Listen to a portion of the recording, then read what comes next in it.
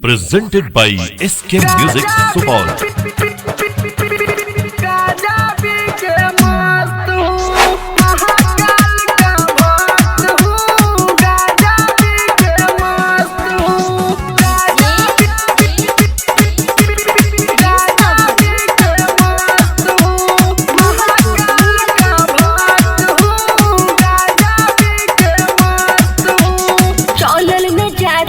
हमरा से पौआ में पड़ गई छाला, बोल बम हमरा से कोई न जाता हाला,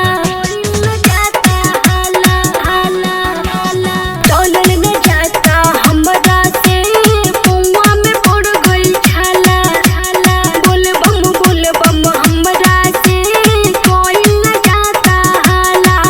ना कोनो है डर, चलो भोले के दर, शिव भक्ति में मैं तो व्यस्त हूँ, हाँ व्यस्त हूँ। महाकाल का भक्त हूँ, चीलम पी के मस्त हूँ, हाँ महाकाल का भक्त हूँ, गाजा पी के मस्त हूँ, गाजा पी के मस्त हूँ। महाकाल का भक्त हूँ, गाजा पी के मस्त हूँ, गाजा पी के